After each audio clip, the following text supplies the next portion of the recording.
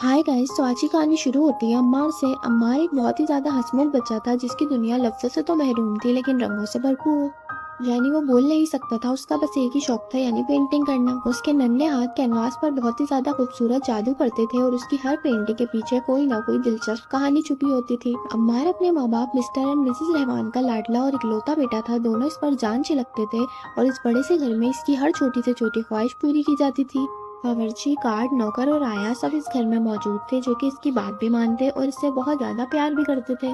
अम्मार की दुनिया खुशियों से भरी थी और इसके पास वो सब मौजूद था जो कि कोई इंसान ख्वाहिश करता है। लेकिन अचानक इस दुनिया में अंधेरा सा छा गया और एक वाकया ने सब कुछ बदल दिया। अम्मार के चाचा, जो कि अक्सर इनके घर आते थे, गरीबी से तंग आ चुके थे और उन्होंने पैसे की लालच में अम्मार की किडनैपिंग की साजिश रची। एक दिन अम्मार के घर में ज्यादा लोग मौजूद नहीं थे और मिस्टर एंड मिसेस रहमान भी किसी काम से कहीं गए हुए थे।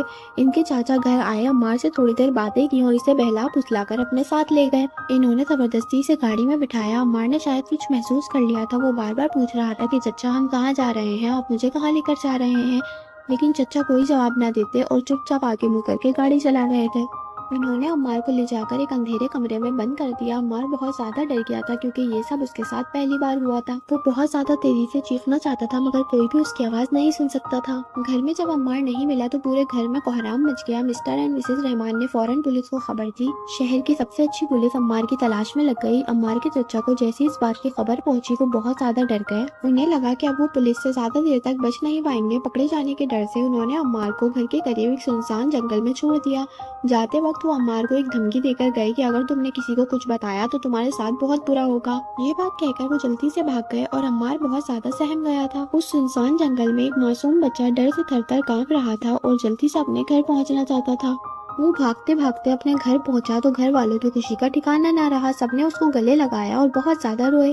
अम्मार की चचा का सच किस तरीके से सामने आया, जानने के लिए वीडियो को फुल वॉच करिएगा और लाइक, कमेंट, सब्सक्राइब जरूर कर दें। अम्मार के माँ बाप भी उसे सवाल कर रहे थे कि बेटा तुम कहाँ थे, तुम्हें कौन ले गया था, मगर वो ना कुछ बोल पा रहा था और ना किसी को कुछ समझा पा रहा था। उस वाकये के बाद अम्मार बहुत ज्यादा सहम गया था। वो बस एक कोने में चुपचाप बैठा रहता। कुछ दिन बाद इसने फिर से अपने रंग उठाए मगर इस बार इसकी पेंटिंग में वो खुशी और वो रंग नहीं थे जो कि पहले हुआ करते थे। इसने पेंटिंग तो बहुत सारी बनाई लेकिन किसी में डर से भरी आंखें और किसी में अजनबी शख्स का धुंधला सा चेहरा। किसी पेंटिंग में एक पुराना सुनसान घर तो किसी जंगल में एक घबराया हुआ छोटा सा लड़का जो कि अकेला खड़ा है। किसी पेंटिंग में पेड़ों के बीच से भागता हुआ एक आदमी तो किसी पेंटिंग में एक ऐसा आदमी जिसकी आंखों में सिर्फ घबराहट और डर मौजूद हो। उस वाकये के सारे मनाजिर अम्मार के दिलो दिमाग में मौजूद थे और वो उसकी पेंटिंग में नजर आ रहे थे। अम्मार की माँ ने उसकी सारी पेंटिंग देखी और कुछ नोट किया और वो सोच में पड़ गई। कुछ समझ न आने पर उन्होंने अपने घर पेंटिंग एक्सपर्ट को बुलाया।